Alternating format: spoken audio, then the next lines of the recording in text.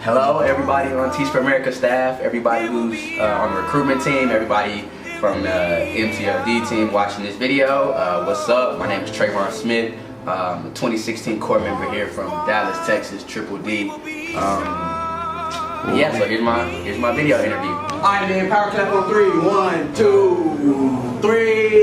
First question is, why do you want to be a manager of teacher leadership development? Well, I think I'd make a great MTLD. For one, I think the position benefits me as well as it benefits other teachers.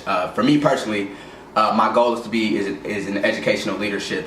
So I'm actually getting my master's right now in educational leadership with a principal certification and specialization in policy for education. And I feel like being an MTLD, I'll be able to see different campuses, how different campuses run, how different teachers are operating, and because I'll be able to look at it through a lens of I want to make this better, I think that I'd be able to enhance what I'm trying to do, as well as being able to positively affect other teachers, because I feel like I'm gifted in the areas of classroom management, relationship building, and all those things ultimately help teachers be better teachers. So I think the MTLD position, it fits me as a person, and I feel like I could be a benefit to other new teachers that may come in with different apprehensions and reservations about teaching.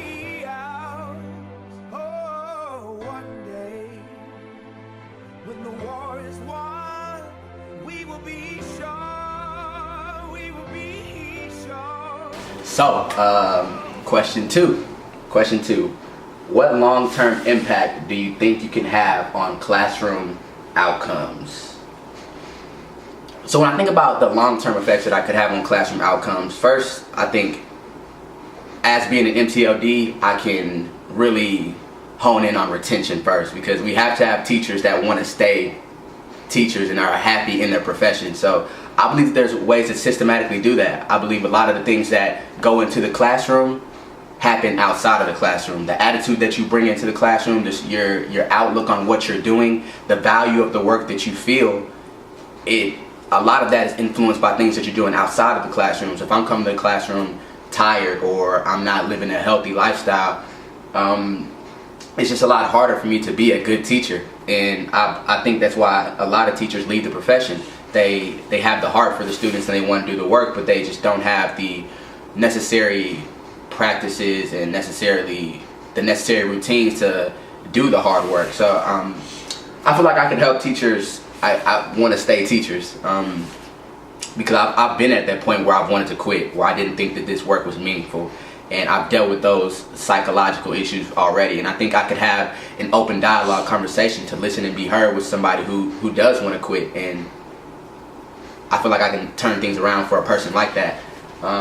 Secondly, I feel like I can help teachers with things inside the classroom to help them reach student achievement, classroom management, engagement strategies, because I've worked at an all-boy campus the past 2 years, Fred Florence Young Leadership Academy, and on top of it being an all-boys school, it was a pilot campus, so everything was new. We've gone through 2 principals in this past 2 years. We've gone through implementation dips where we tried a new system. It didn't necessarily work. We had to tweak it a little bit, and so fortunately I feel like I can help teachers overcome those hard rocks in the roads that is teaching, and that necessarily translates to student achievement, and that's a long-term goal for me. Okay, so question three. In your most recent year of teaching, what were your big picture aspirations for the year? In other words, what did you want your students to walk away from your classroom with? Why? Were you successful, and how do you know? So this year I actually came into the classroom as a 6th grade reading language arts teacher, and I had really big goals for my students. I immediately went to focus on building relationships with them, and I got in, and it was exactly that. Like, we were rocking and rolling, having a great time. And then 10 weeks into the school year, my principal comes to me and he says, Mr. Smith, there is no teacher for reading language arts in the 8th grade department, and these students really need somebody that can come in and hop in and really catch their attention, and we believe that you're that person, so we're going to move you from 6th grade to 8th grade. And that was 11 weeks into school. And so my goal for the students, it kind of changed, because with 8th graders I thought long term these students need to see themselves being greater than what they are. And so my goal initially was to go in and find out who these people were and how could I help them become the person they want to be. And so in my classroom right now, we have a board with everybody's names on it, every student that I have, all 121 of them. And next to that name is what they aspire to be as a person. So I have everywhere from engineers to DJs to doctors to veterinarians that are inside my class from these young men.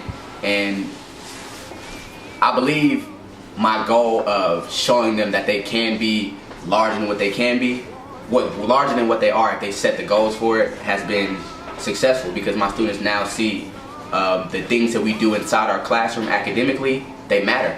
Our day-to-day practices, they build towards their larger goal, their larger picture that they come in and see every day. So I believe that I've been successful in setting a goal for my students, both my older students and my new students, and still striving daily to achieve that goal through daily rhythmics and through the tedious process of working to be better every day. So the last and final question is, please share details on your experience coaching, influencing adults.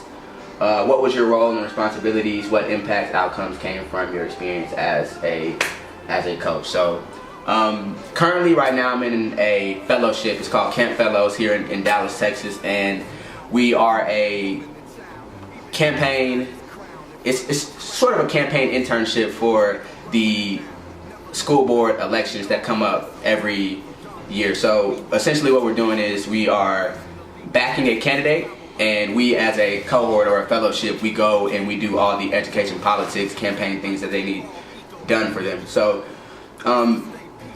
we've had to set up a rubric for the campaign officials. So in order to strategically pick a candidate that would properly represent our organization, we have to be able to investigate this candidate in ways that are sometimes unorthodox. We have to know, are we first of all getting a good candidate who's a good person that could actually win as well. So we've had to develop a rubric as we interview 10 to 15 different candidates who seek out the backing of Dallas Kids First or the Camp Fellows program. So that's been a pretty positive experience. I've also been an Army officer for the past 2 years, and I've had to rate or senior rate individuals that outrank me by maybe 2 ranks and have been in the military from 5 to 10 years longer than me, but it's up for me to critique them because that's the position and the role that I'm in.